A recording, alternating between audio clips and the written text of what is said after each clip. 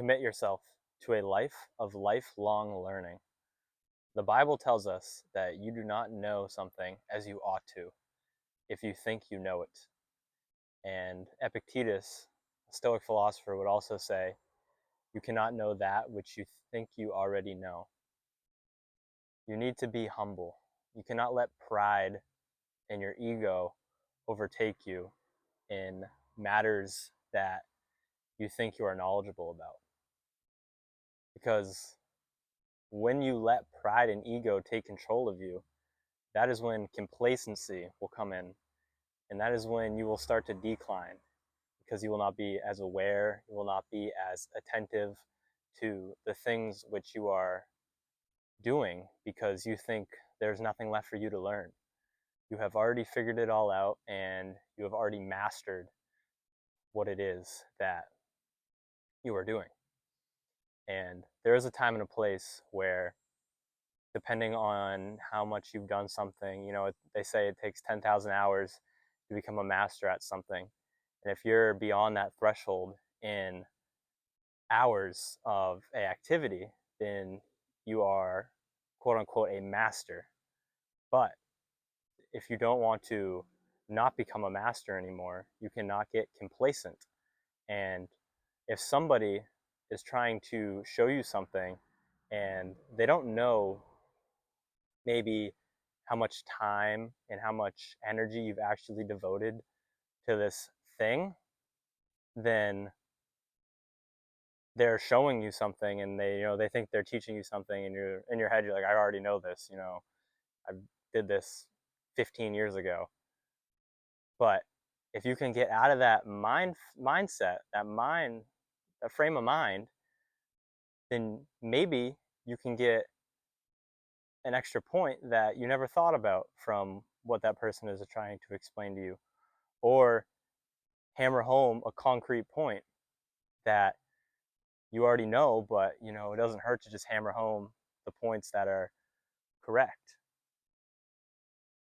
And furthermore, your pride and your ego will make you complacent, and you won't be able to advance in your mastery of something, because maybe the person who's trying to tell you that has no idea what they're talking about.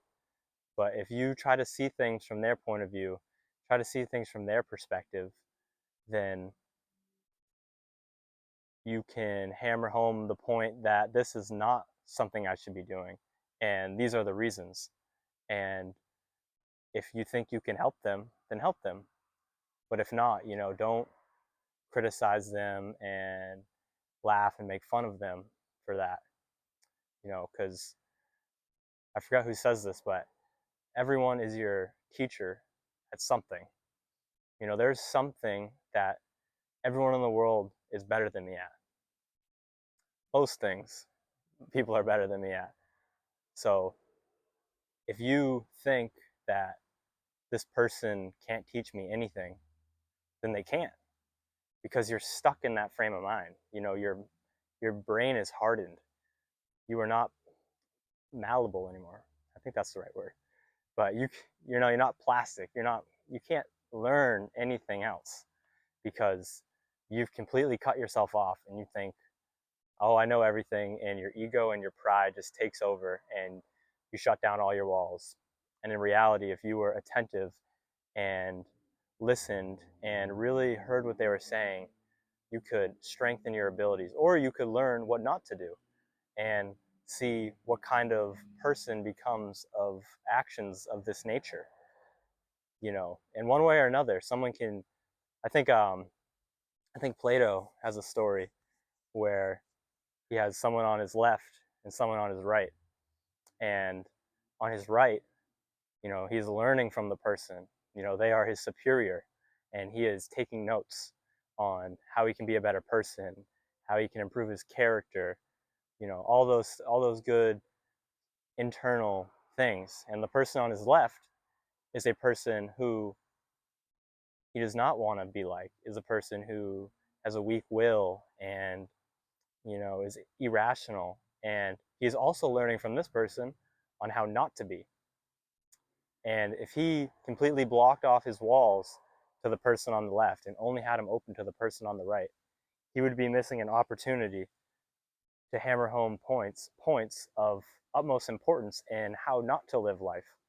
And when this happens, you don't need to look at that person with disdain or have to be mean and rude to them. You can pity them and you can try to help them, because no soul is willingly deprived of the truth. Everyone believes that their actions are justified and they assent to a certain action because their impression of the situation made them believe that that was the correct thing to do in that moment. And when you forget that fact and forget to see things from other people's perspectives and see that they only did that because they thought they had to, they thought that was the right course of action, and they thought that that's what they needed to do, then you can pity that person for, if they're wrong, believing that that action is right. And if you cannot tell them and explain to them in a constructive way on why that action is wrong, then the fault becomes yours and not theirs. It is your fault that you know what is right and you can't convey that information to another. You know the truth. Marcus Aurelius says that in Meditations, that the people you meet today will be, they'll be bad people. There's bad people in the world, but that doesn't mean you have free reign to be bad, because you've seen the light. You know what is good, you know what is just, and you know what you should do. And you should pity these people who do not know this, because you do, and you have been given the grace of God to understand what justice and these virtues that build up the soul are, and understand that the fleshly desires of this world just kill the soul. So do not look at anyone with disdain. Understand that in one way or another they can be your teacher, and commit yourself to a life of lifelong learning so that you won't get complacent and start going downhill. You do not know what you ought to know if you think you know it. You need to come from a place of humility, acting almost ignorant to things, so that it can be like the first time and you can be relearning things. And if you do that, you could pick up new things that you never thought about, different perspectives from different people that never crossed your mind, because everyone has different perspectives and different insights on situations, and you're only one person. You can't have every perspective and insight. So when other people are giving theirs, understand that it's just a perspective, and you can build up your own perspective by taking in theirs and seeing things from their point of view, and understanding why they got to that conclusion, why they assented to that conclusion. And if they're wrong, then you can build up your own conclusion. But if they're right, then you can break down your conclusion, and then you have become better for listening. You have two ears and one mouth for a reason. You should be listening more than you talk. You should be a lifelong learner, and you should be learning. That is what it's all about, getting better, 1% better every single day. And the second you let pride and ego overtake you is the second you stop learning and stop improving and stop becoming better and start being complacent in matters of utmost importance. And, you see it all the time in, high stress, high dangerous, hazardous jobs, like in skydiving.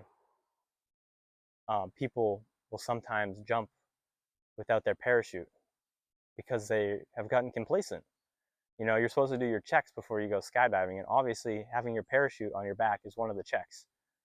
So you need to not get complacent in these things, because it's so easy. And then in the terms of, skydiving, one mistake, one time out of 1,000 leads to death, you know, because that one time you got complacent. So it's an everyday battle. It's an everyday war that you need to be ready for, and you need to understand that you can't be complacent in it, or you're going to decline and decrease in your abilities, and you do not want that. You want to be getting 1% better every day. Let the compound effect take over, and over time, that 1% is going to turn into a big improvement. And to other people, it's going to look like it came out of nowhere. To other people, it's going to be like, wow, he's an overnight success. He's, what happened? How did he have this great enlightenment, or, come to all this understanding so quickly? But in reality, you were making small improvements every day, and they were compounding over time. And, you know, I I've heard this story before, and it's, if someone keeps giving you a penny, at some point you have to admit that you're rich. The first penny, you're not rich. The second penny, you're not rich. The 1,000th penny, you're not rich. But at some point, you're gonna get a penny, and you're gonna be like, well, I mean, there's no denying it now that I am wealthy. I have $1 million in pennies, you know. So just small things compounded over time do make a massive difference. And if you can commit yourself to a life of lifelong learning, I believe that there will be great success for you internally. And as a byproduct of internal success, I believe external success is right behind the door.